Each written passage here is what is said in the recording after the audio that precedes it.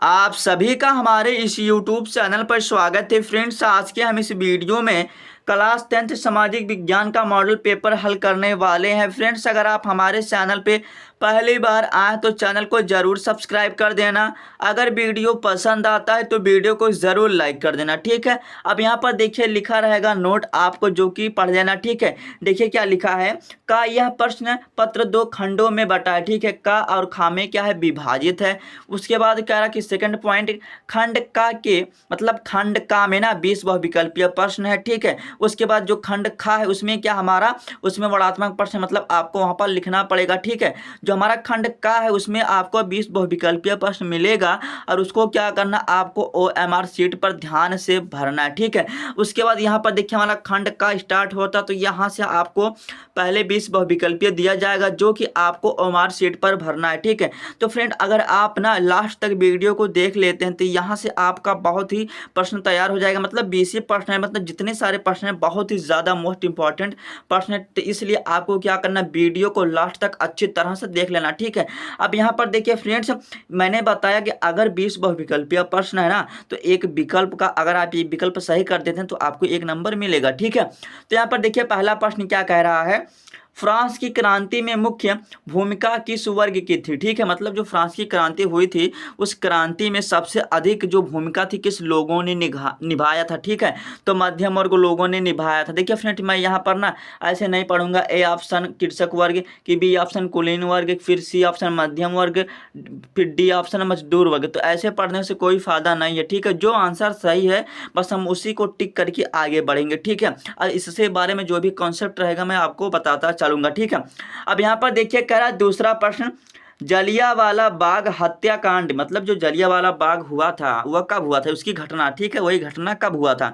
तो यहाँ पर ये जो हुआ था 13 अप्रैल 1919 ईसा को, ठीक है। इस भी ऐसा बोलिए, बस आपको इतना ध्यान रखना कि 13 अप्रैल 1919 को। तो फ्रेंड, जब जितने सारे प्रश्न है ना इस मॉडल पेपर में आपको ना एकदम अच्छी तरह से तैयार कर लेना, ठीक है। अगर आप फ्रेंड्स मेरा बात मानते हैं तो यहाँ से ना अगर 20 बहुविकल्पीय है तो मैं ये नहीं कहूँगा कि 20 बहुविकल्पीय यहीं से मिलेंगे, लेकिन आपको यहाँ से लगभग 4 या 6 मिल सकते हैं, ठीक है। अगर 4 और 6 मिल जाते हैं एक ही वीडियो से तो आपका बहुत ही फायदा होगा, ठीक है।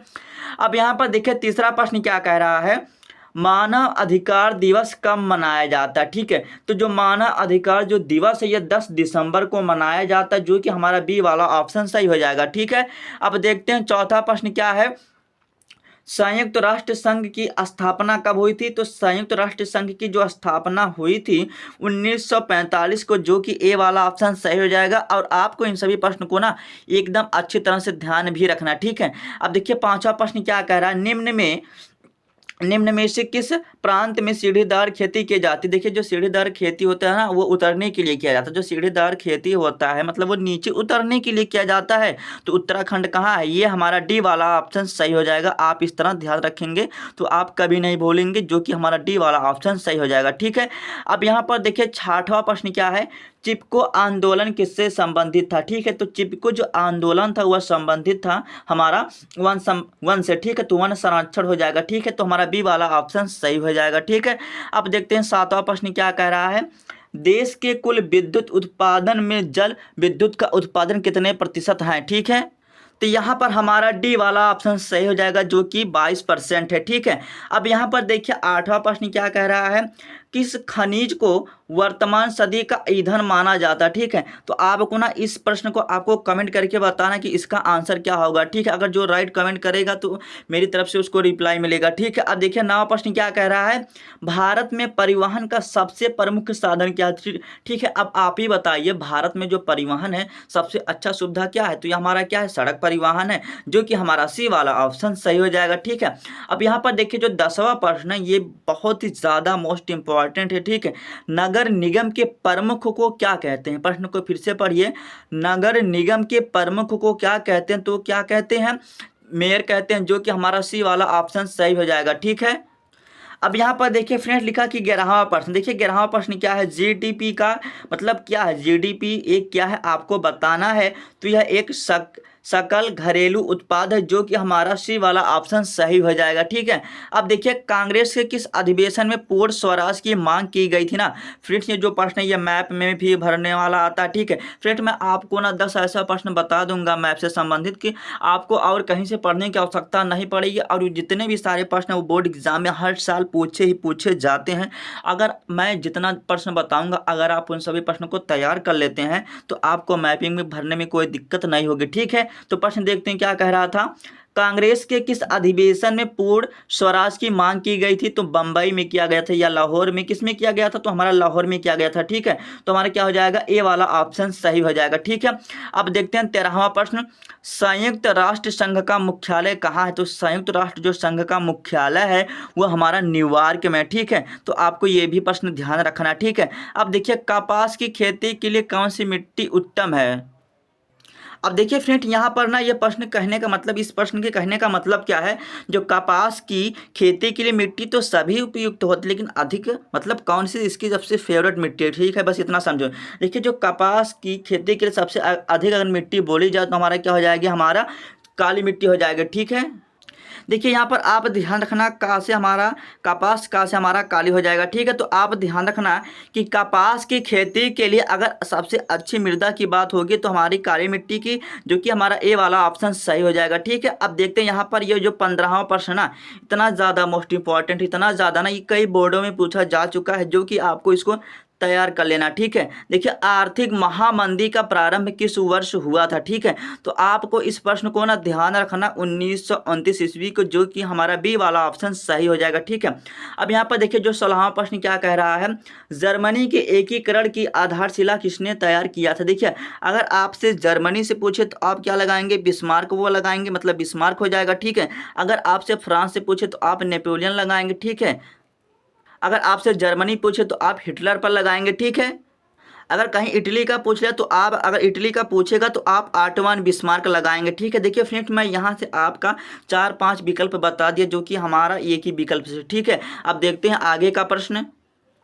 अब यहाँ पर देखिए भारत एक है, तो भारत एक क्या है, कृषि प्रधान देश है, जो कि हमारा ए वाला ऑप्शन सही हो जाएगा। ठीक है, अब देखते हैं 18वां प्रश्न क्या है, भारत के संविधान में कितने अनुच्छेद हैं? जो कि आपको ध्यान रखना है, 395 अनुच्छेद है, 22 भाग हैं और 12 अनुसूचियां, जो कि आपको ये भी ध्यान रखना। ठीक है, अब देखिए यहाँ पर हमारा 19वां प्रश्न क्या है, भूमि कैसा संसाधन है? ठीक है, तो भूमि हमारा जो है प्राकृतिक संसाधन, मतलब ये हमारा ईश्वर के द्वारा बनाया गया, मतलब ये हमारा नेचुरली है। ठीक है, तो ये हमारा ए ऑप्शन सही हो जाएगा, जो कि क्या है, प्राकृतिक।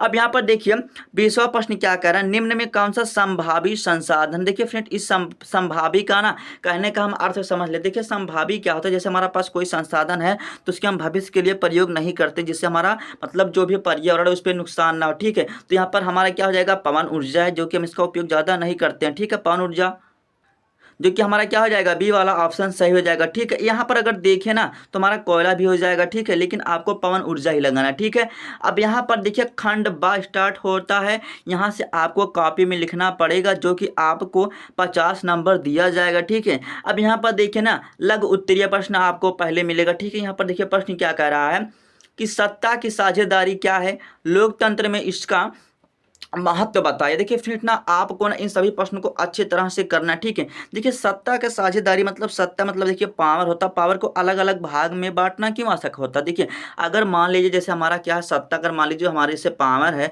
अगर ये हमारा सत्ता केवल प्रधानमंत्री की, अगर प्रधानमंत्री के हाथ में होता तो अपने इच्छा अनुसार जो चाहते हुए करते, और इससे संविधान में बहुत ही बुरा असर पड़ता। तो आपको प्रश्न को समझ में आ चुका कि सत्ता की साझेदारी मतलब सत्ता को यानी पावर को अलग अलग भाग में अगर बांटेंगे तो हमारा जो देश होगा, राज्य होगा, गांव होगा, जो भी हमारा सिटी होगा, मतलब जो कस्बा होगा, बहुत ही अच्छी तरह से चलेगा। इसलिए सत्ता को अलग भाग में बांटना हमारा संभव हो जाता है। ठीक है, अगर हम पावर को अलग अलग भाग में बांट देंगे तो हमारा जो भी देश रहेगा बहुत ही अच्छी तरह से चलेगा। ठीक है, इसीलिए यहाँ पर आपको कहा गया कि लोकतंत्र में इसका महत्व बताइए। तो बस इसमें है क्या, बस आपको प्रश्न को ना देखिए फ्रेंड, आपको एक बात और, प्रश्न को रट के नहीं बल्कि समझ के जाना। ठीक है, यहाँ से आपको 4 नंबर मिलेगा। अगर आप ये नहीं कर पाते हैं ना तो आपको ये कर देना कि भारत छोड़ो आंदोलन के मतलब किन्हीं 3 करोड़ों का आपका उल्लेख करना। ठीक है, उसके बाद यहाँ से देखिए हमारा दूसरा प्रश्न क्या है, जलोढ़ मृदा की विशेषता बताना है, यहाँ से आपको 4 नंबर मिलेगा। अथवा अगर आप ये नहीं कर पाते हैं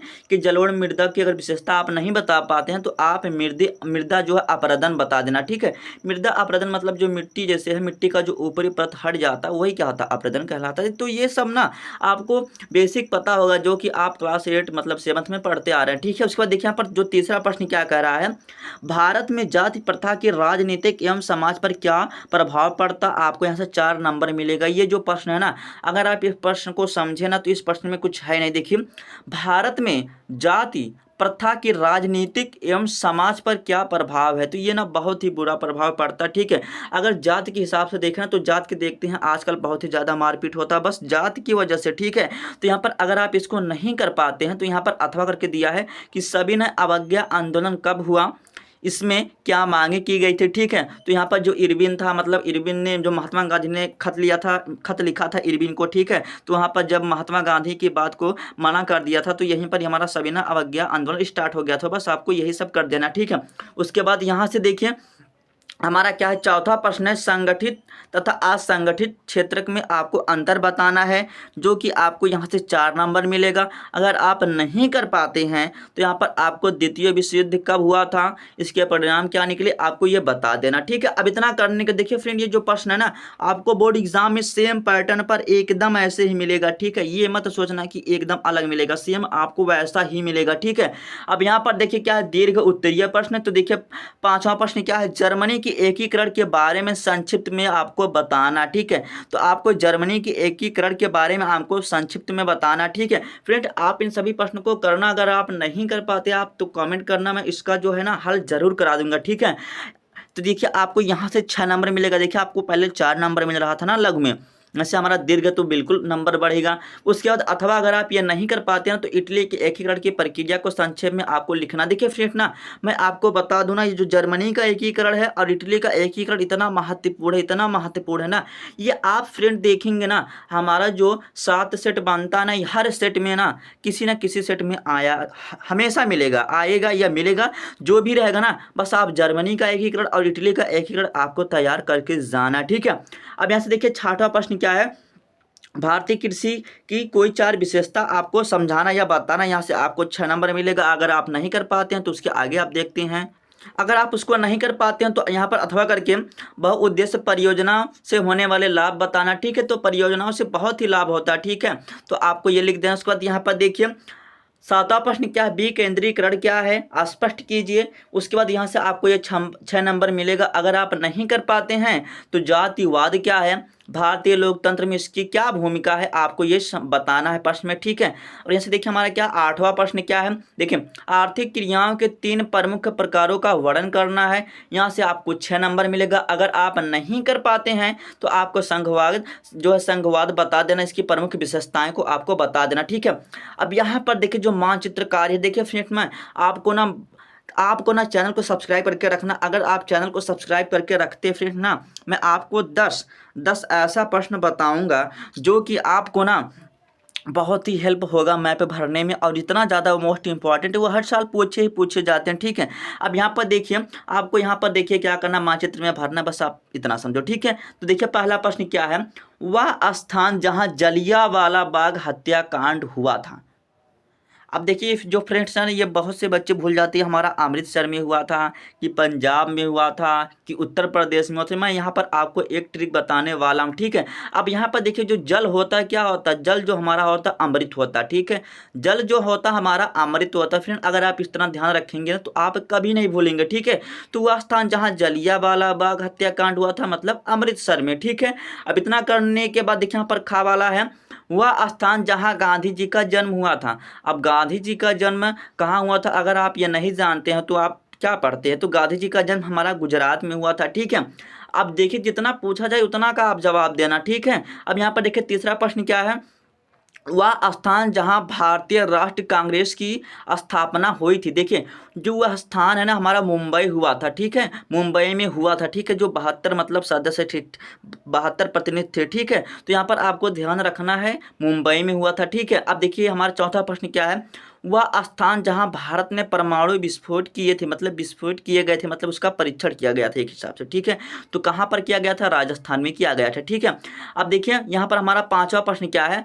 वह स्थान जहां भारत की राजधानी है, तो हमारा क्या है? नई दिल्ली। देखिए यहाँ फ्रेंड्स ना, आपको यहाँ पर 6 प्रश्न नहीं दिया जाएगा, लेकिन आपको ना एक प्रश्न यहाँ पर आपको और कर लेना, ठीक है। तो यहाँ पर देखिए 6वां प्रश्न क्या है? वह स्थान जहां गंगा नदी मैदान में प्रवेश करती, तो वह कौन सा नदी हमारा क्या है? हरिद्वार है, ठीक है। अब इतना करने के बाद ये हमारा हो गया हिस्ट्री से हो गया, ठीक है।